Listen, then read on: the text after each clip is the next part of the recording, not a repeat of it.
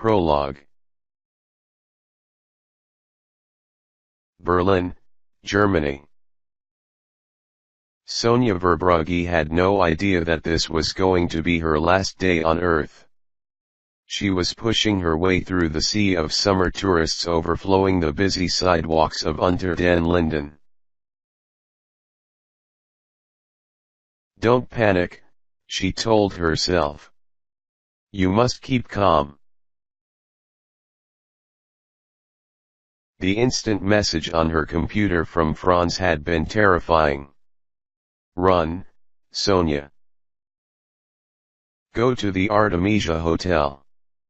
You will be safe there. Wait until you hear from." The message had ended suddenly. Why had Franz not finished it? What could be happening? The night before, she had heard her husband saying to someone on the telephone that Prima must be stopped at all costs. Who was Prima? Frau Verbrugge was nearing Brandenburgstrasse, where the Artemisia was located, the hotel that catered to women only. "I will wait for Franz there and he will explain to me what this is all about." *******. When Sonia Verbrugge reached the next corner, the traffic light had turned to red, and as she stopped at the curb, someone in the crowd bumped against her and she stumbled into the street. Verdammt Touristen. A limousine that had been double parked suddenly moved toward her, grazing her just hard enough to knock her down. People began to gather around her. "Is she all right? Ist ihr etwas passiert? Put el Marcher." At that moment, a passing ambulance stopped. Two attendants from the ambulance hurried over and took charge. "We will take care of her." Sonia Verbrugge found herself being lifted into the ambulance. The door closed, and a moment later, the vehicle sped away. She was strapped onto a gurney, trying to sit up. "I am fine," she protested. It was nothing. One of the attendants was leaning over her. "It is all right, Frau Verbrugge. Just relax." She looked up at him, suddenly alarmed. "How do you know my—" She felt the sharp sting of a hypodermic needle in her arm, and a moment later, she gave herself up to the waiting darkness. Paris, France. Mark Harris was alone on the observation deck of the Eiffel Tower, oblivious to the rain swirling around him. From time to time a streak of lightning shattered the raindrops into dazzling diamond waterfalls. Across the Seine River stood the familiar Palais de Chaillot, and the Trocadero Gardens, but he was unaware of them. His mind was focused on Prima and the astonishing news that was about to be released to the world. The wind had begun to whip the rain into a frenzied maelstrom. Mark Harris shielded his wrist with his sleeve and looked at his watch. They were late. And why had they insisted on meeting here, at midnight? Even as he was wondering, he heard the tower elevator door open. Two men were moving toward him, fighting against the fierce wet wind.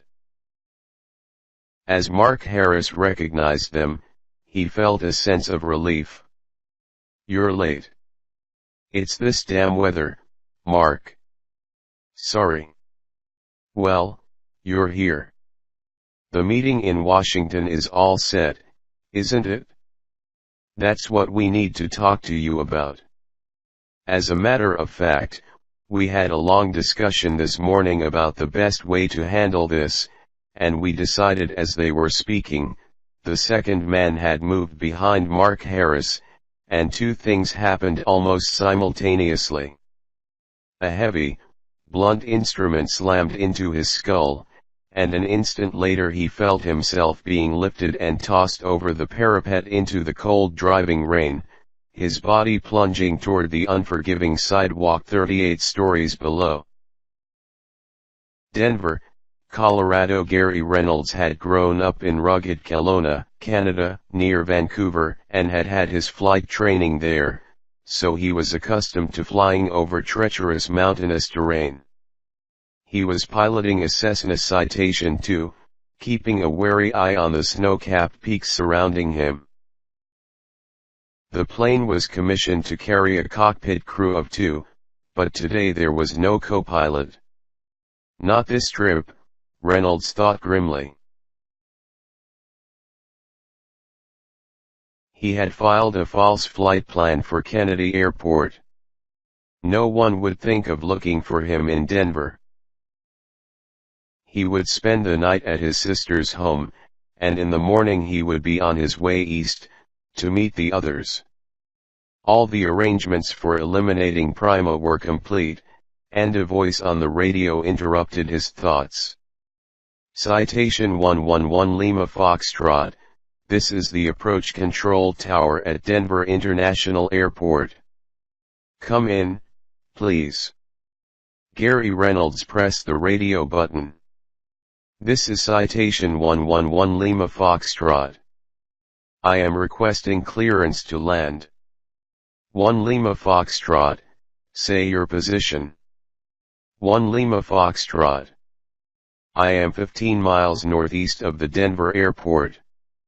Altitude 15,000 feet. He saw Pikes Peak looming up on the right side. The sky was bright blue, the weather clear. A good omen. There was a brief silence. The voice from the tower came through again. 1 Lima Foxtrot, you are cleared to land at runway 26. Repeat, runway 26. 1 Lima Foxtrot, Roger. Without warning, Gary Reynolds felt the plane give a sudden, high bounce. Surprised, he looked out the cockpit window. A strong wind had come up, and within seconds, the Cessna was caught in a violent turbulence that began to toss the plane around. He pulled back the wheel to try to gain altitude. It was useless. He was trapped in a raging vortex. The plane was completely out of control. He slammed down the radio button. This is 1 Lima Foxtrot. I have an emergency. 1 Lima Foxtrot, what is the nature of your emergency? Gary Reynolds was shouting into the microphone. I'm caught in a wind shear. Extreme turbulence. I'm in the middle of a goddamn hurricane. 1 Lima Foxtrot, you are only 4.5 minutes from the Denver airport and there is no sign of air turbulence on our screens.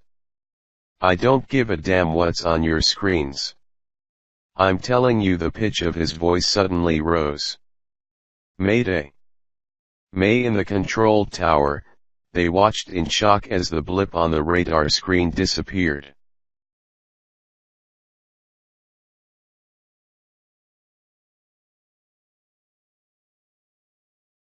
Manhattan, New York at dawn, at an area under the Manhattan Bridge along the East River not far from Pier 17, half a dozen uniformed police officers and plainclothes detectives were gathered around a fully dressed corpse lying at the river's edge.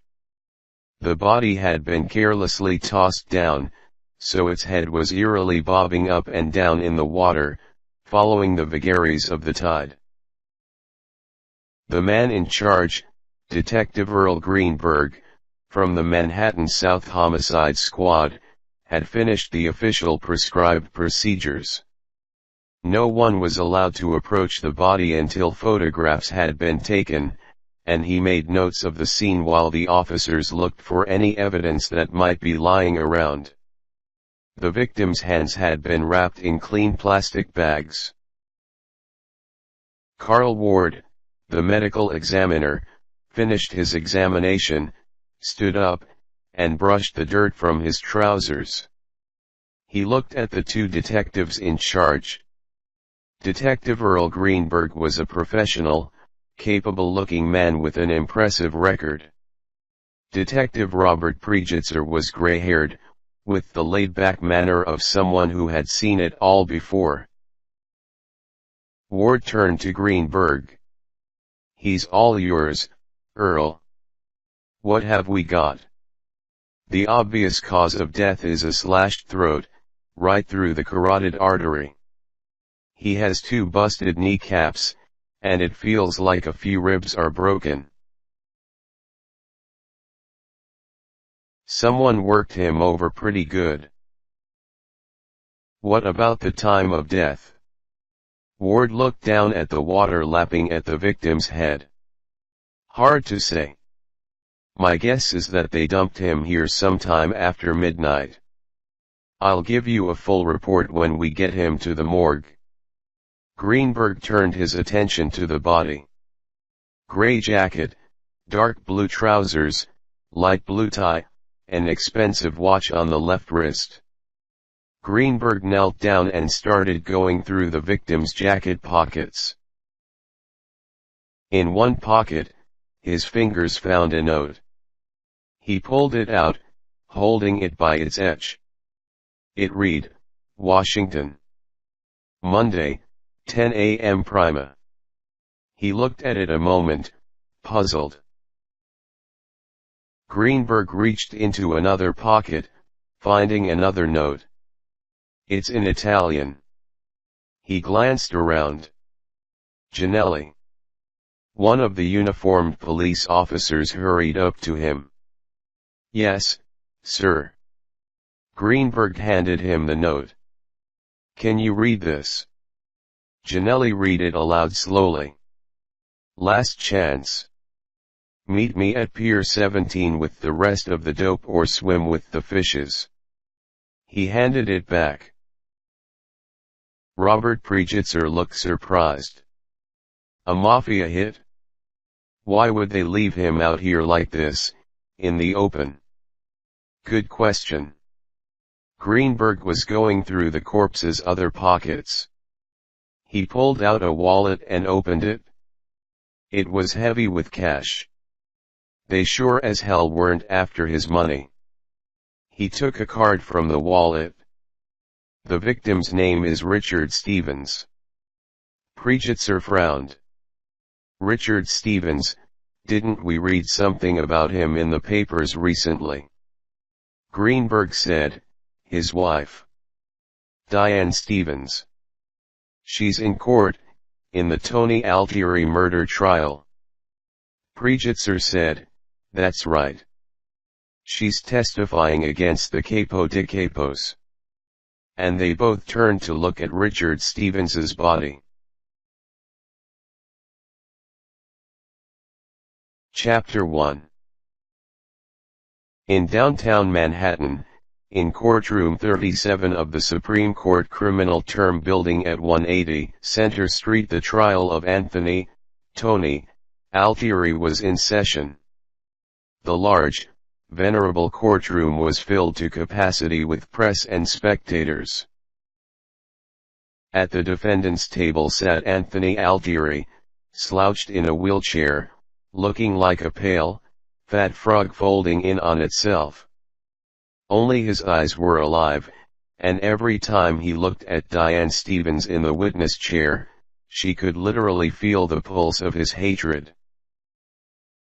Next to Altieri sat Jake Rubenstein, Altieri's defense attorney.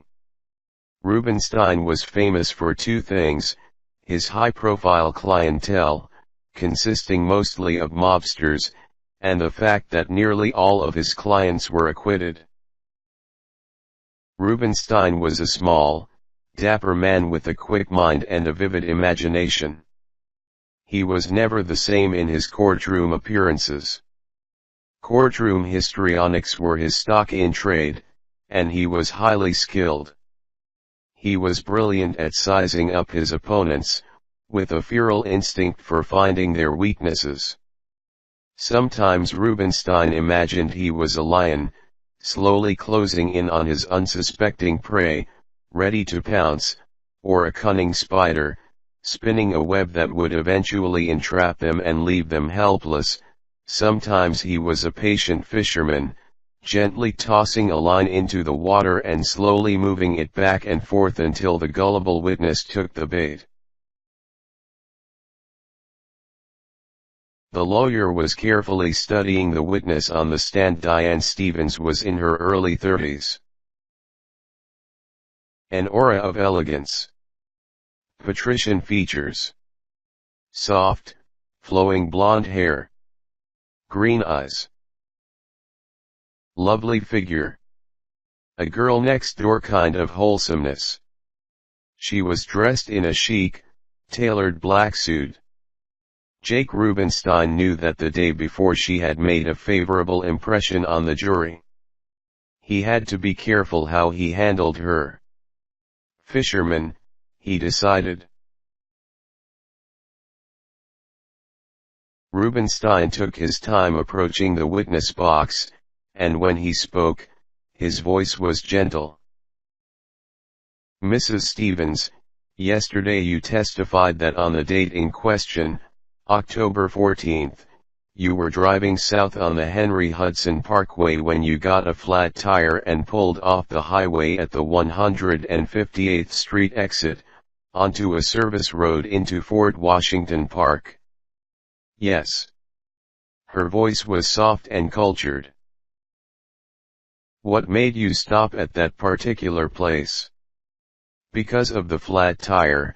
I knew I had to get off the main road and I could see the roof of a cabin through the trees. I thought there might be someone there who could help me. I didn't have a spare. Do you belong to an auto club? Yes. And do you have a phone in your car? Yes. Then why didn't you call the auto club? I thought that might have taken too long. Rubinstein said sympathetically, of course. And the cabin was right there. Yes. So, you approached the cabin to get help. That's right. Was it still light outside? Yes. It was about 5 o'clock in the afternoon. And so, you could see clearly? I could. What did you see, Mrs. Stevens? I saw Anthony Altieri. You had met him before? No. What made you sure it was Anthony Altieri? I had seen his picture in the newspaper and so, you had seen pictures that resembled the defendant.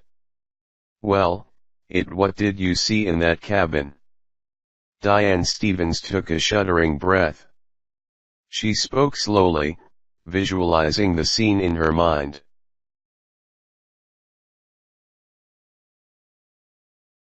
There were 4 men in the room.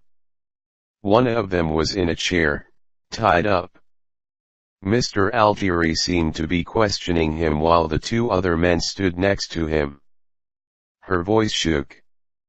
Mr. Altieri pulled out a gun, yelled something, and shot the man in the back of the head. Jake Rubinstein cast a sidelong glance at the jury. They were absorbed in her testimony.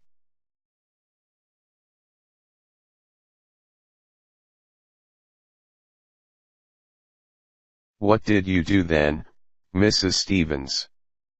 I ran back to my car and dialed 911 on my cell phone. And then I drove away. With a flat tire. Yes. Time for a little ripple in the water. Why didn't you wait for the police? Diane glanced toward the defense table. Altieri was watching her with naked malevolence. She looked away. I couldn't stay there because I was afraid that the men might come out of the cabin and see me. That's very understandable. Rubinstein's voice hardened. What is not understandable is that when the police responded to your 911 call, they went into the cabin, and not only was no one there, Mrs. Stevens, but they could find no sign that anyone had been there, let alone been murdered there. I can't help that. You're an artist, aren't you? She was taken aback by the question. Yes, are you successful?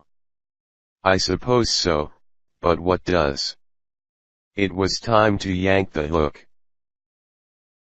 A little extra publicity never hurts, does it? The whole country watches you on the nightly news report on television, and on the front pages of Diane looked at him, furious.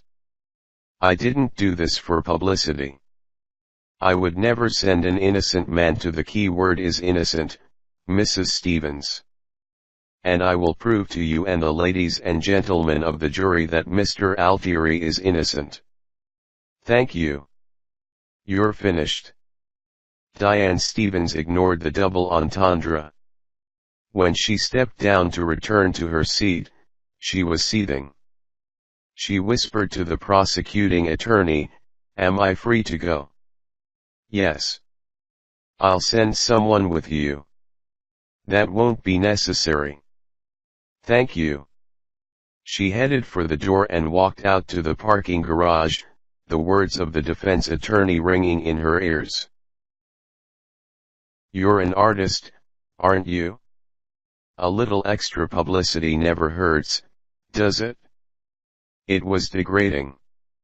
Still, all in all, she was satisfied with the way her testimony had gone. She had told the jury exactly what she had seen, and they had no reason to doubt her. Anthony Altieri was going to be convicted and sent to prison for the rest of his life.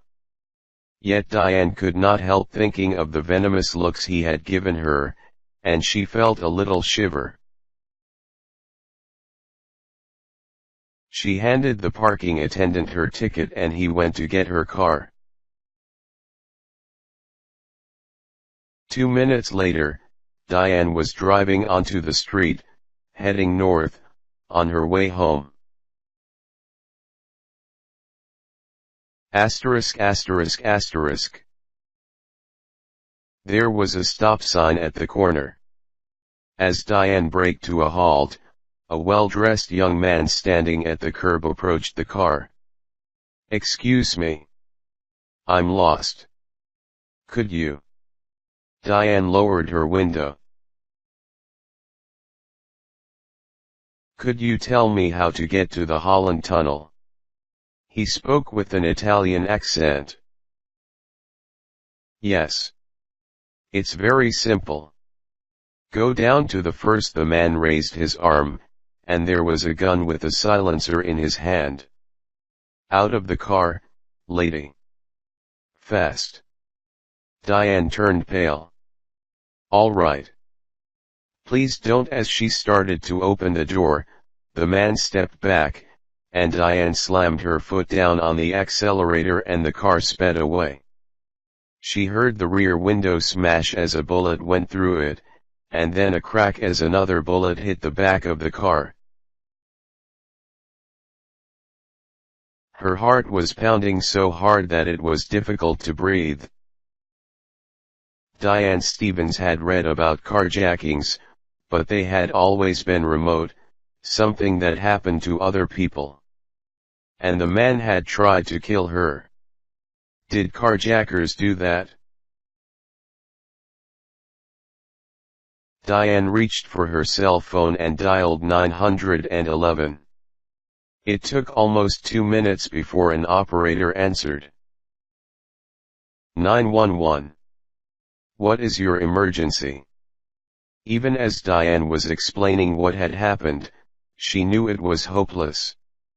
The man would be long gone by now. I'll send an officer to the location. May I have your name, address, and phone number? Diane gave them to her. Useless, she thought. She glanced back at the shattered window and shuddered. She desperately wanted to call Richard at work and tell him what had happened, but she knew he was working on an urgent project. If she called him and told him what had just occurred, he would get upset and rush to her side, and she did not want him to miss his deadline. She would tell him what happened when he got back to the apartment. Suddenly a chilling thought occurred to her. Had the man been waiting for her, or was this just a coincidence? She remembered the conversation she had had with Richard when the trial began. "I don't think you should testify, Diane. It could be dangerous." "Don't worry, darling. Altieri will be convicted. They'll lock him away forever. But he has friends and Richard. If I didn't do this, I couldn't live with myself." What just happened had to be a coincidence, Diane decided. Altieri wouldn't be crazy enough to do anything to me, especially now, during his trial. Diane turned off the highway and drove west until she reached her apartment building on East 75th Street. Before she pulled into the underground garage, she took a last careful look in the rearview mirror. Everything seemed normal. ******. The apartment was an airy, ground-floor duplex, with a spacious living room, floor-to-ceiling windows, and a large, marble fireplace. There were upholstered floral sofas, armchairs, a built-in bookcase, and a large television screen. The walls were rainbowed with colorful paintings. There was a Child Hassam, a Jules Passon, a Thomas Birch, a George Hitchcock, and, in one area, a group of Diane's paintings. On the next floor were a master bedroom and bathroom, a second guest bedroom, and a sunny atelier, where Diane painted. Several of her paintings were hanging on the walls. On an easel in the center of the room was a half-finished portrait.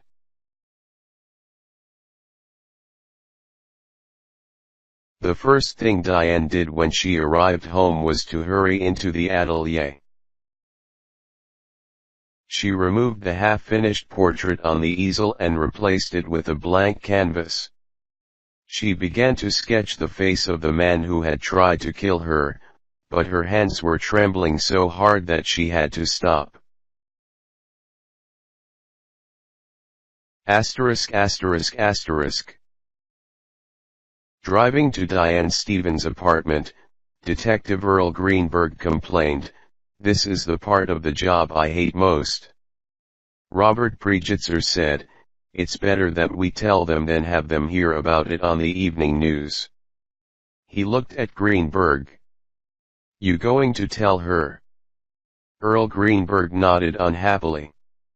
He found himself remembering the story of the detective who had gone to inform a Mrs. Adams, the wife of a patrolman, that her husband had been killed.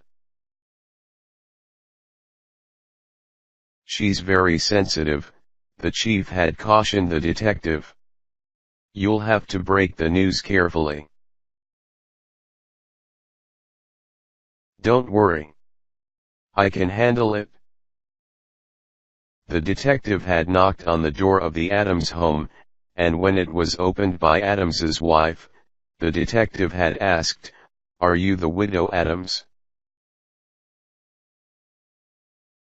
******. Diane was startled by the sound of the doorbell. She went to the intercom. "Who is it?" "Detective Earl Greenberg. I'd like to speak to you, Mrs. Stevens." "It's about the carjacking," Diane thought. "The police got here fast." She pressed the buzzer and Greenberg entered the hallway and walked to her door. Hello. Mrs. Stevens. Yes. Thank you for coming so quickly. I started to draw a sketch of the man, but She took a deep breath.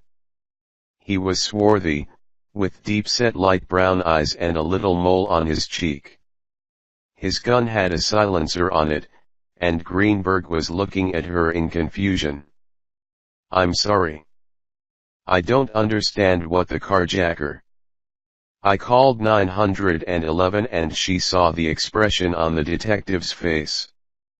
This isn't about the carjacking, is it? No, ma'am, it's not. Greenberg paused a moment. May I come in? Please. Greenberg walked into the apartment. She was looking at him, frowning. What is it? Is something wrong? The words would not seem to come. Yes. I'm sorry. I am afraid I have some bad news. It's about your husband. What's happened? Her voice was shaky. He's had an accident. Diane felt a sudden chill. What kind of accident? Greenberg took a deep breath. He was killed last night, Mrs. Stevens. We found his body under a bridge along the East River this morning. Diane stared at him for a long moment, then slowly shook her head. You have the wrong person, Lieutenant. My husband is at work, in his laboratory. This was going to be even more difficult than he had anticipated. Mrs. Stevens, did your husband come home last night? No, but Richard frequently works all night. He's a scientist.